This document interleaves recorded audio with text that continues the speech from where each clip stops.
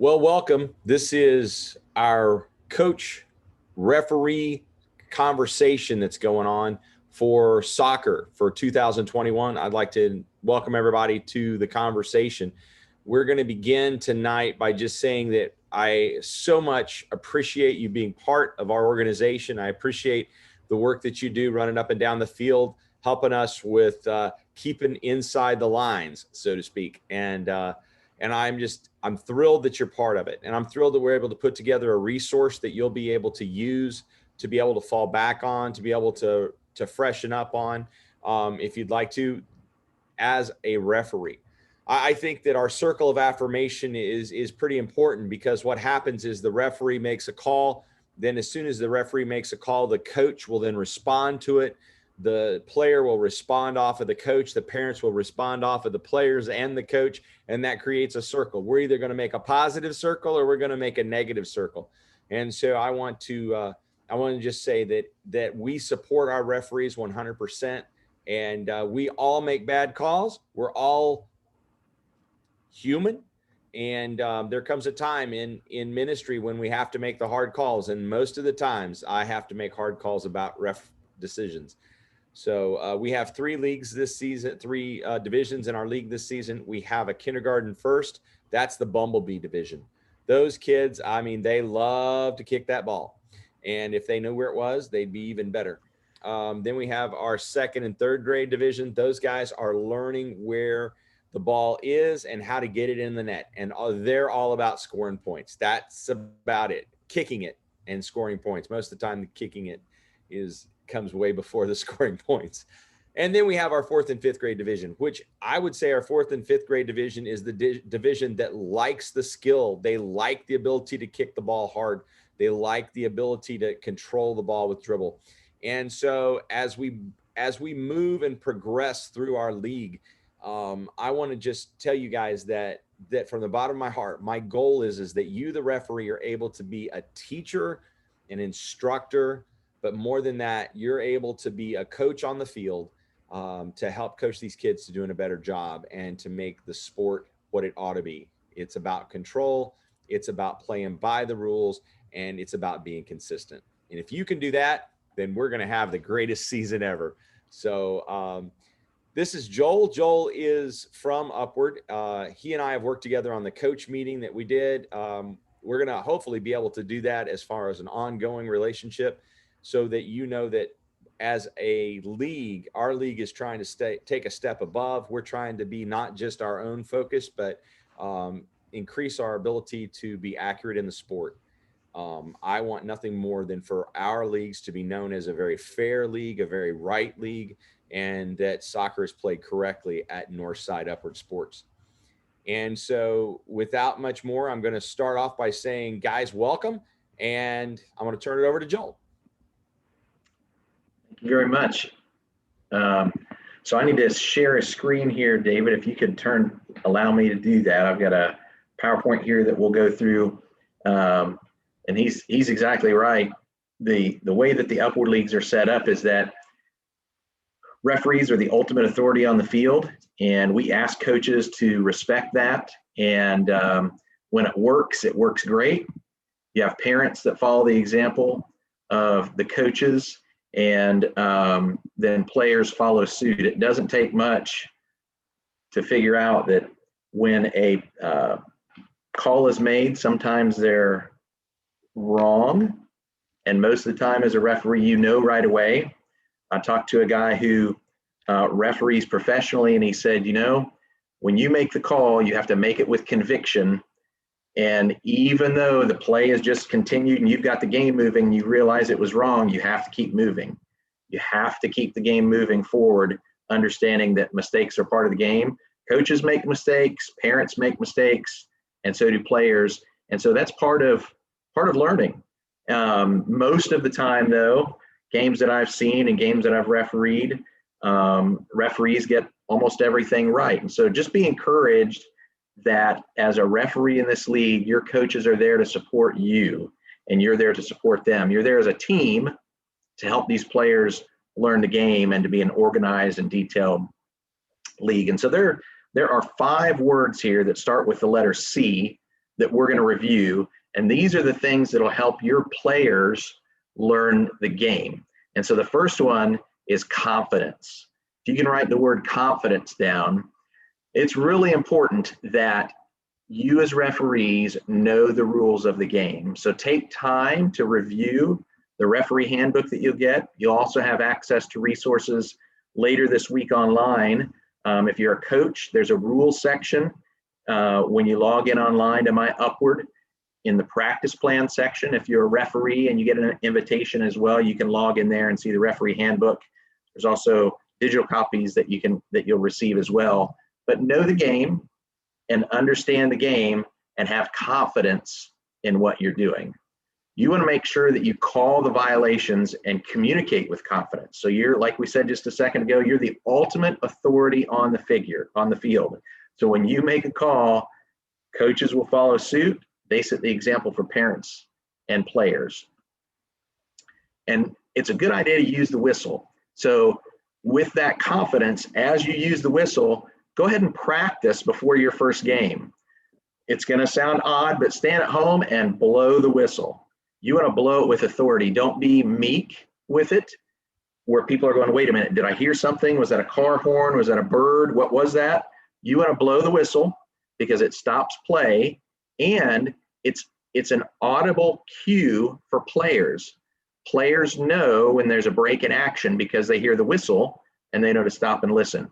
So it's super important that you're blowing the whistle to manage the game. And so do all of those things with confidence. Call the rules, blow the whistle, and that helps players learn the game.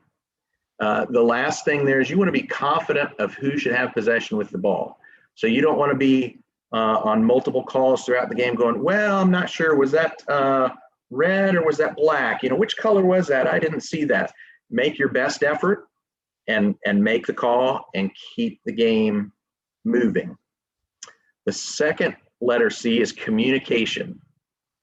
And you want to keep an open line of communication with coaches, with players, and other referees on the field. And so a good thing to do between periods, if you have another referee that you're working with, or if there are referees on the other field, you get a chance to have a break together, you know, just talk to them and say, hey, today I'm seeing these things with this age level.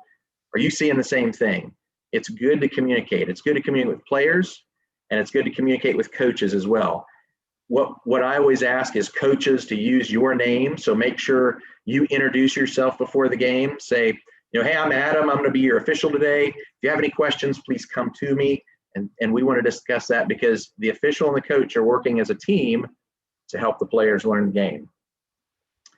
With communication, you want to make sure that both teams have submitted their lineup to the announcer table. And so part of that is to keep coaches accountable. And so it'll just be a quick question before the game, you know, maybe before you get everybody lined up at midfield, as you're 2 or 3 minutes before, as you're talking to coaches, say, hey, make sure you turn in your lineup today. Did you do that? Make sure they've both gotten that lineup turned in before the game. You want to speak with players at a level they can understand. I've seen it sometimes where experienced officials that might officiate at a high school level have a really hard time of taking a breath, understanding who they're communicating with, and then doing it at an appropriate level. Don't assume that players know the rules that you're enforcing. So blow the whistle, explain the call, and then keep the game moving. You want to be sure, if you can, to include both coaches when there is something that needs to be explained. And so that means you're talking facing the sidelines, you're letting the coaches know what's going on, it keeps the game moving, and it keeps the coaches informed. We want to try and keep coaches from standing on the sidelines, putting their hands out like this, saying, hey, what's going on? Because that then gives a signal to parents, and they then start to question what's taking place. So make sure you spend time communicating with coaches, with players, and other referees, and then also use the proper technique and position when you're on the field.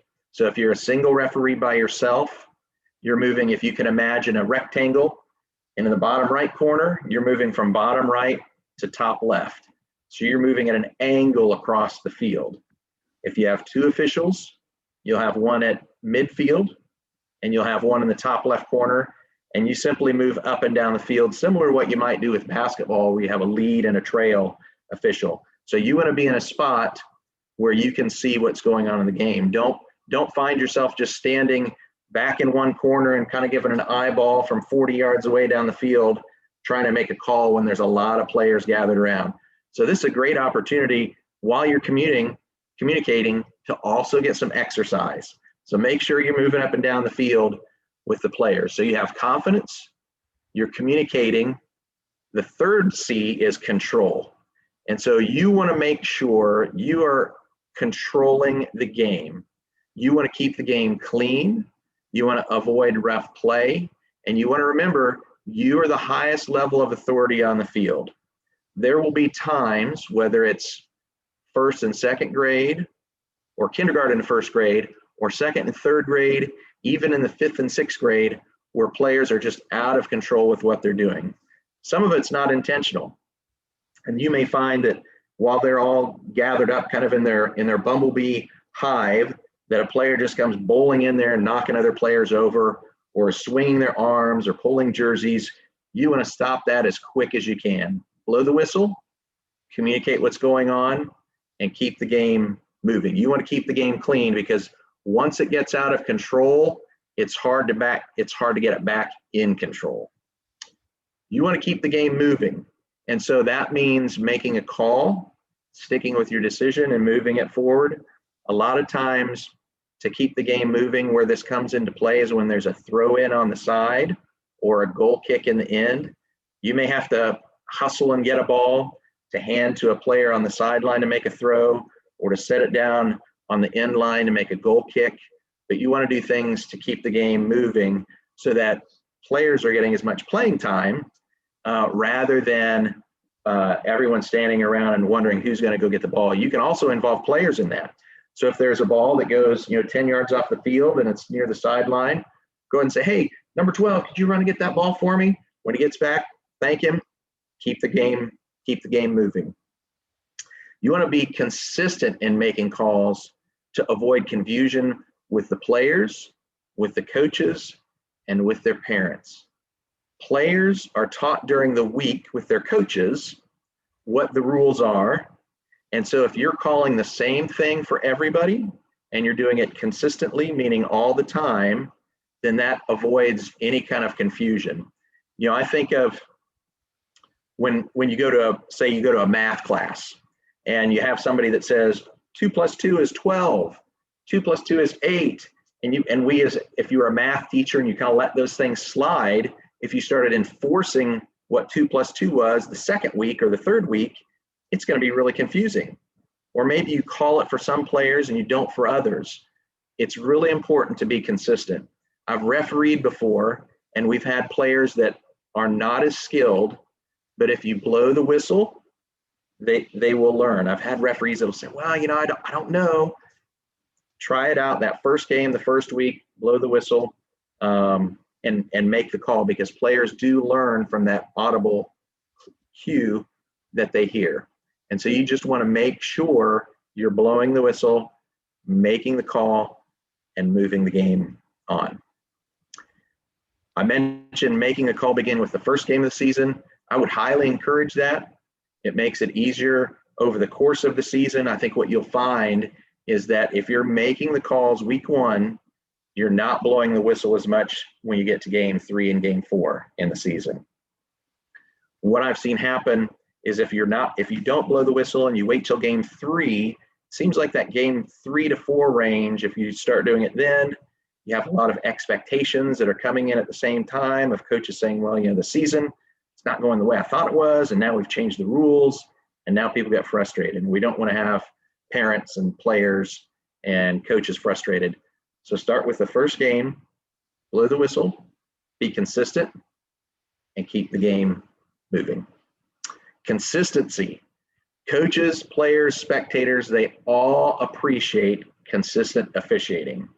I've heard when I've officiated basketball, for example, I'll have a coach say, hey, you were consistent today, or that official was consistent today. That doesn't mean that it's always consistently right, but you've been consistent overall. And then that's the opportunity for you to get with coaches after the game and say, you know, I thought the rule was this, but maybe tell me what you thought, because I might have missed it. But be consistent in what you're calling, because everyone will appreciate what you're doing on the field. Coaches are taking a lot of time and practice to teach the rules of the game. And so they want you to help support them in making those calls and enforcing the rules. It's really tough as a coach if you're teaching one thing in practice, but when they come to the game, the referees are going, I feel bad making that call. It's just a first grader. Go ahead and make the call. And I think where an Upward league sets itself apart is in that moment. It's a teaching moment. When the whistle is blown, you're not yelling at a player. You're saying, hey, Tim, I noticed that, you know, when the ball's coming at you in the air and you're sticking your forearm out there, that's a handball. Don't do that. Try to avoid it next time. Good play. Let's keep going. You're allowed to encourage players. So don't think that you have to be a grouchy, grumpy referee and make a call. Make a call, explain what's going on to players, and you probably have other players that go, oh, I didn't know that rule. So support the coaches by making the calls and talking about the rules. Consistency helps everybody learn the game. As I mentioned before, it's that audible cue that creates a break in the action that puts kind of a bookmark in the player's mind to go, wait a minute, something's different. When they hear the whistle, they listen for what's different, and then you get a chance to help teach the game of soccer. I think that's one of the fun things about being an official, is you are there to help teach that game of soccer. So Christ-likeness is another C, and this is a differentiator for leagues, is that your attitude and actions reflect who Christ is. That explanation that you give to the players is super important. Parents are watching what happens when the whistle is blown. You know, they've got their son or daughter there who's maybe a first-year player. The whistle is blown. Everybody's looking at their son. They're going, oh, wow, I was known as the high school coach. Everybody's looking at him. He did something wrong. Take the opportunity to be Jesus to that player on the field. Tell them what's happening. Tell them what's going on, and lead by example. This also comes into play if you have a coach that maybe has a little different attitude on game day.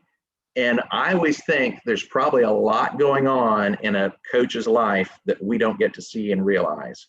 So if a coach snaps a little bit at a call, extend grace, be Christ-like to him, talk to him, say, hey, help me understand what you see. It's important that you communicate and you do it in a Christ-like manner. You want to encourage players and coaches by what you say and do. And so that's where the explanation comes in handy when you're talking about, hey, I just blew the whistle. Here's why I did it.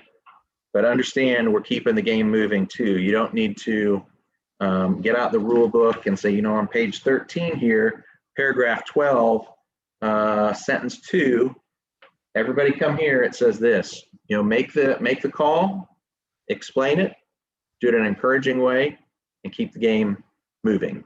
You set the tone, referees set the tone for how players, coaches, and spectators are going to behave on game day. So when you make a call, we've also asked the coaches, be supportive of referees.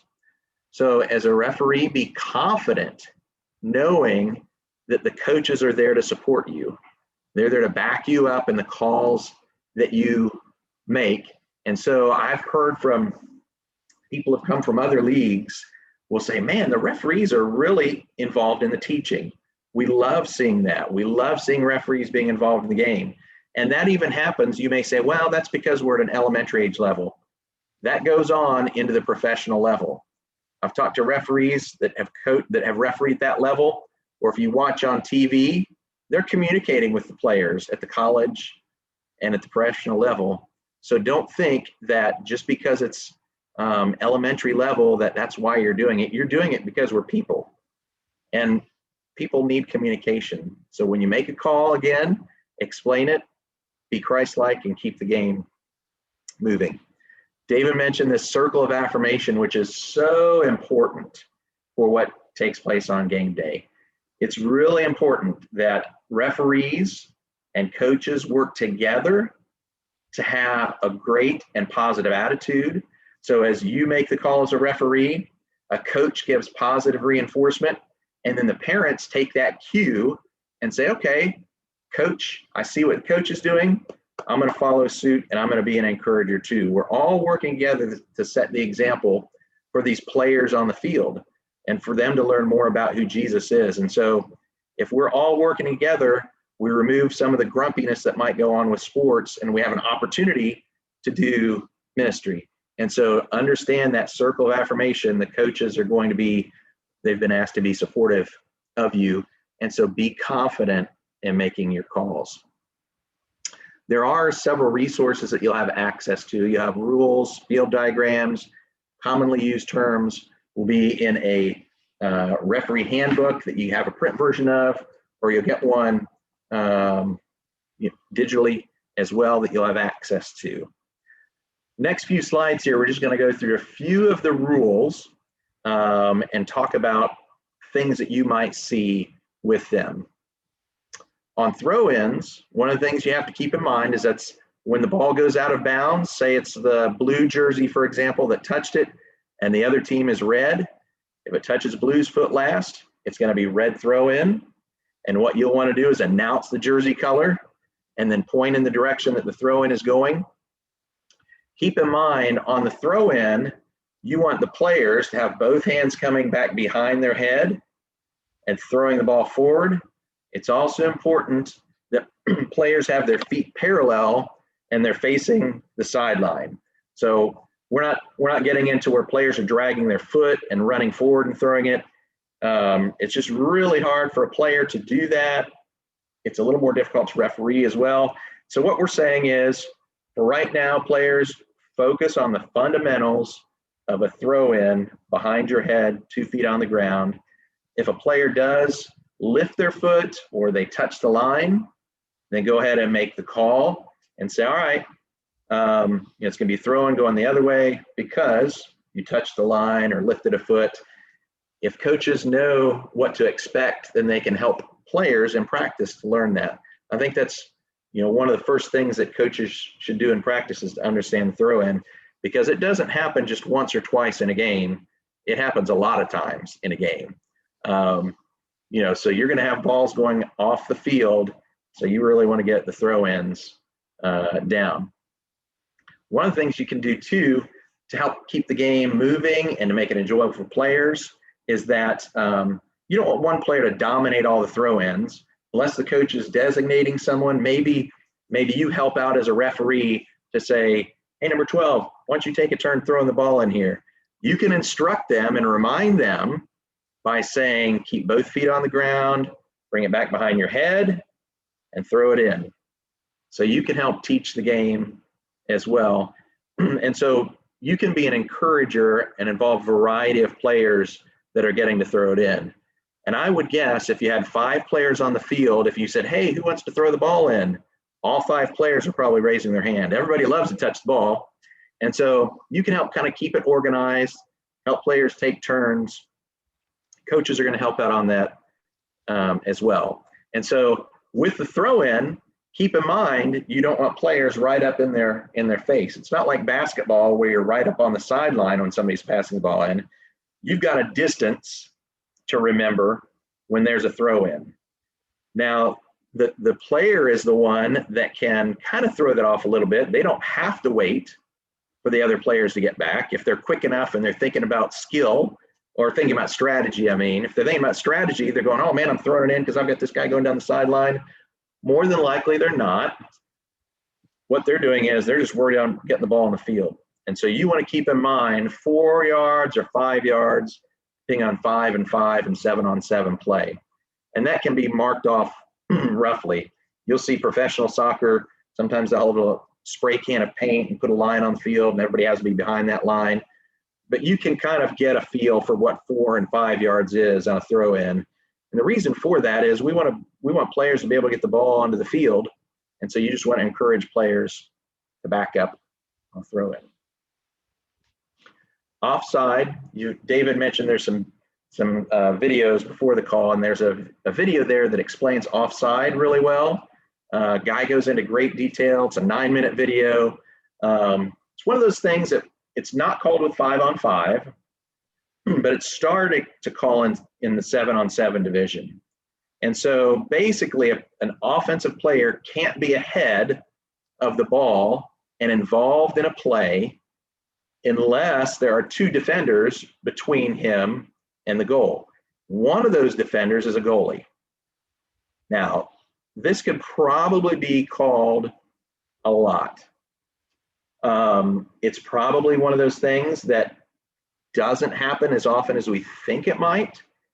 And I think it's one of those things too. If it's obvious, blatant, you're going to call that. You know, if you have a guy that just kind of stands at the other end of the field and somebody boots it down there and then everybody runs back to him, you want to make sure that doesn't happen. If it's close or you can't tell, you let it go, but talk to players as they're going through the game and remind them, hey, looked like you were close on that one, just make sure, and offer the explanation on that. Not something that I'd hang out on too long. Offsides, there are plenty of other things that you can think about as you're officiating the game of soccer. Yeah. Shooting arc. So this applies to the 5-on-5 level. It gets really tempting for players to enter that half circle in front of the goal.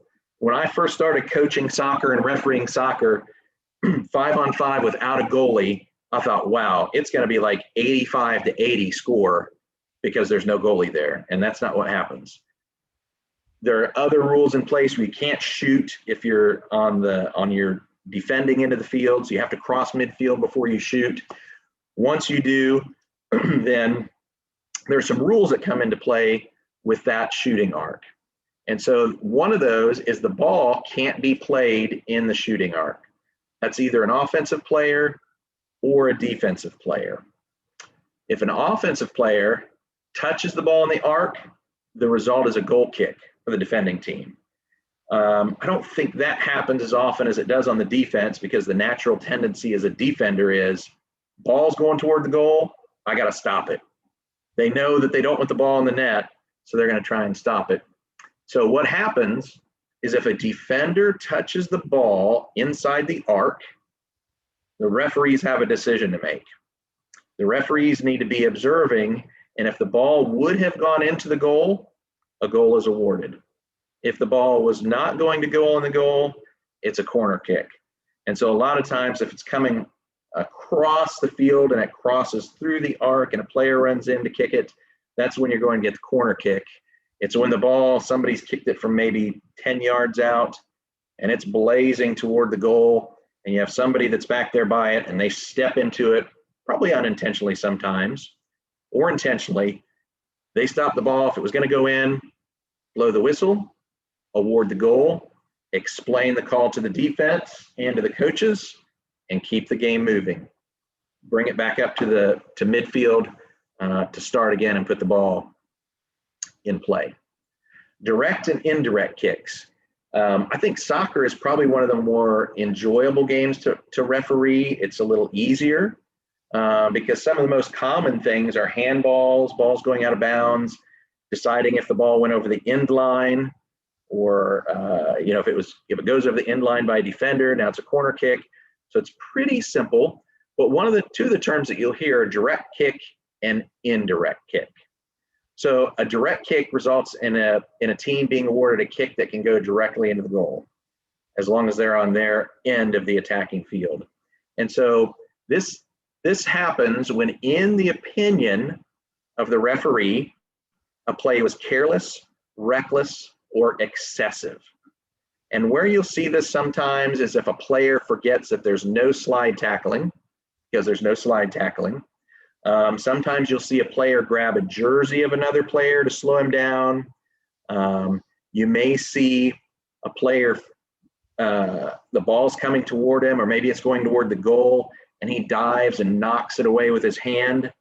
Those are kind of excessive or reckless plays. Another one would be playing on the ground. You can't do that if you're laying down on the ground. You can't kick the ball away. That's a dangerous play. If you see a player stick his leg way up to try and kick the ball and it's above the waist of other players, that's considered a dangerous play. And so that's a direct kick. So you'll blow the whistle, explain the call, and keep the game moving. An indirect kick then is something when the kick happens, it has to hit another player. And that other player can be a player on the same team or a defending team. So I've seen where a player has his back to the goal on a play, not really paying attention because he sees the player thinks he's supposed to be guarding and running away from the goal, and the ball is coming ricocheted off the backside of the defender.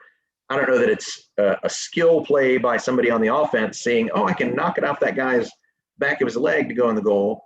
It may inadvertently go in the goal, but an indirect kick has to go off somebody else. And these occur when it's not as blatant, when it's not dangerous or careless or reckless.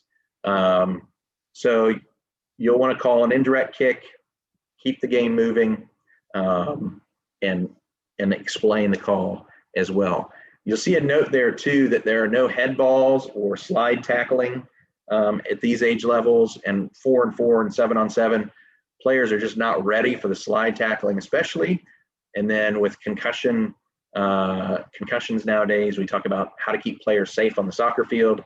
And so head balls are one of those things. If somebody does that, it's an indirect kick. It goes the opposite direction of the player who committed the offense.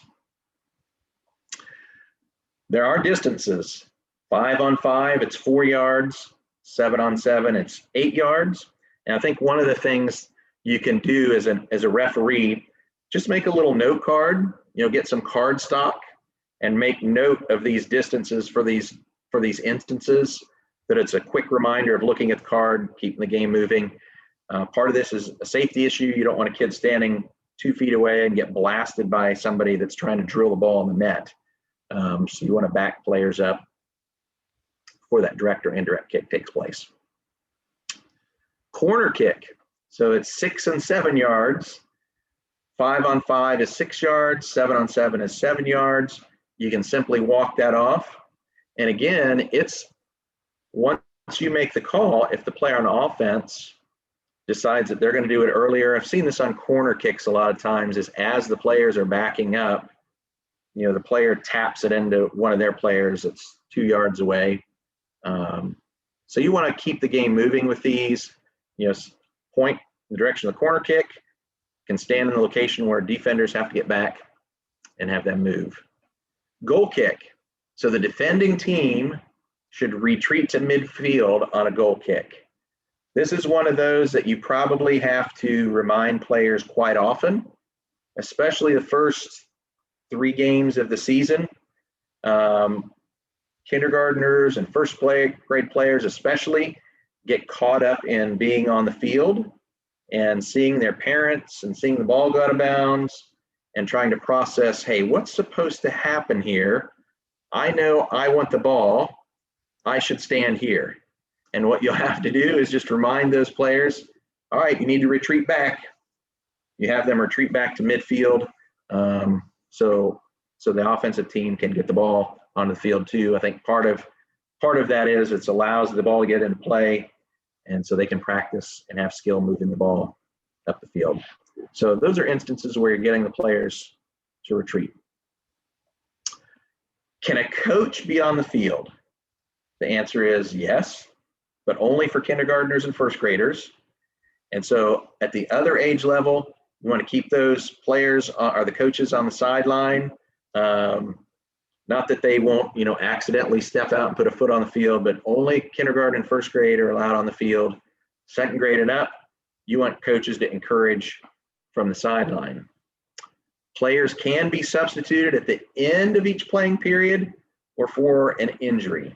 And so just because Josh says, I don't want to play, I'm bored, that doesn't mean you can bring him out of the game and substitute him. That's an opportunity for a coach to encourage him to finish out the last 2.5 minutes of the game and keep him on the field We don't want players just substituting in and out all the time. And so there are designated points every 6 minutes for the 5-on-5 level.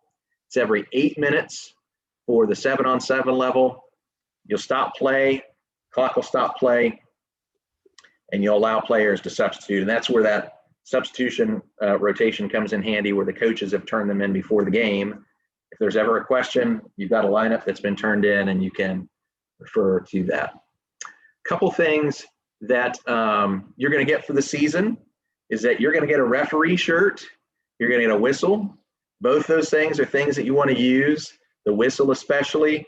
Again, it's a good learning tool when you think about brain science, and if you actually study the origination of the whistle.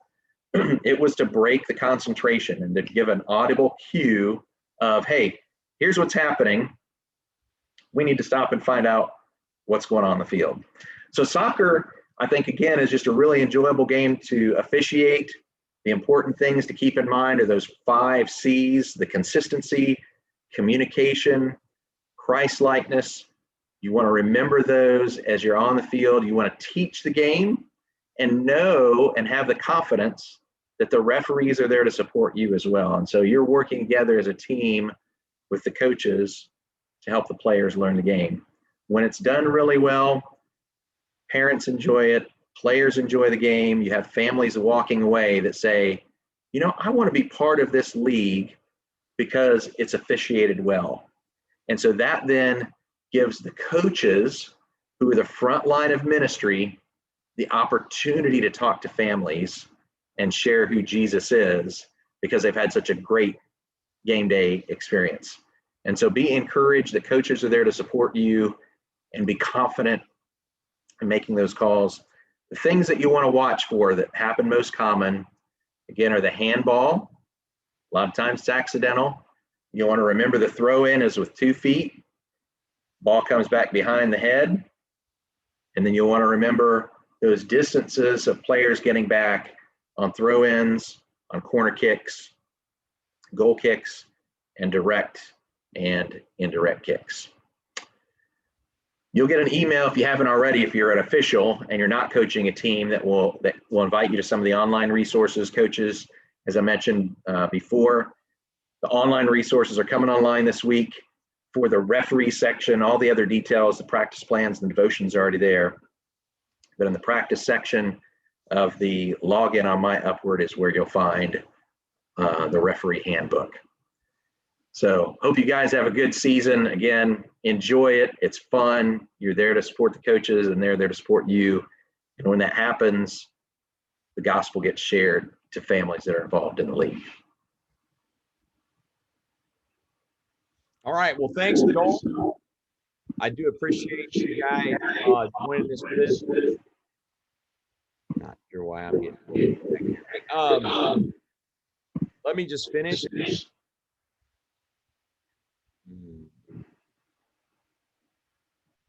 Let me just finish by saying that it is important for us. I don't know where it's coming from.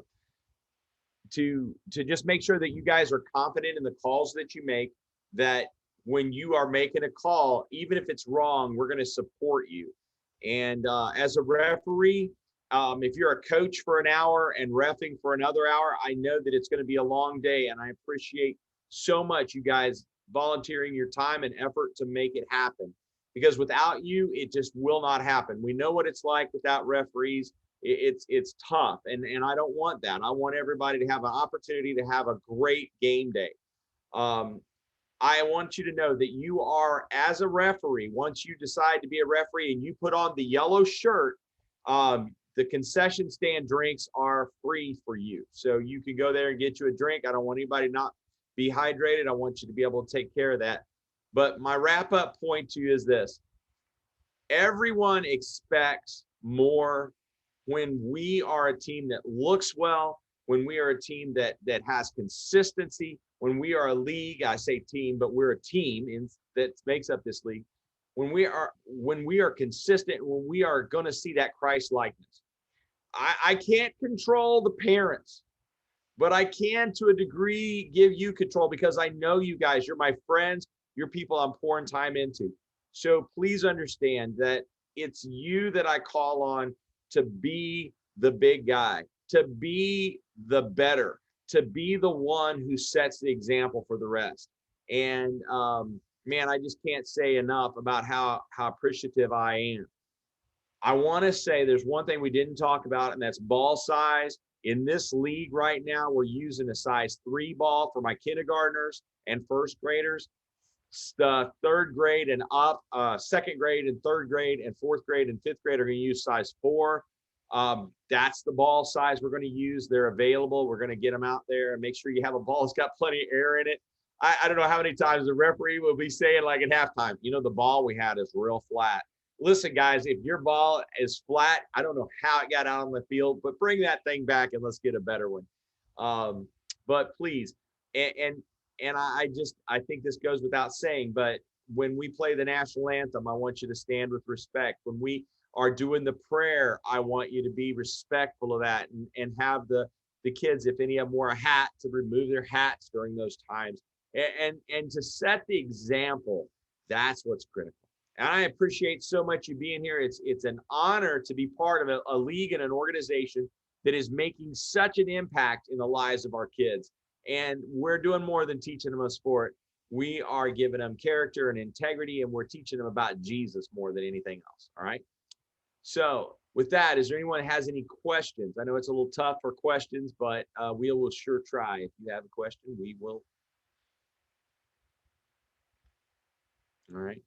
Just the kindergarten, first and second and third, those would be with the arc, correct? That's correct. Smaller field. Yeah. Just so you know, the nets are the 4 foot up and 6 foot across. That's the net for those shooter goals. And so that circle is actually just about 1.5 feet on either side of that, making an arc, and it's painted on the field. All right.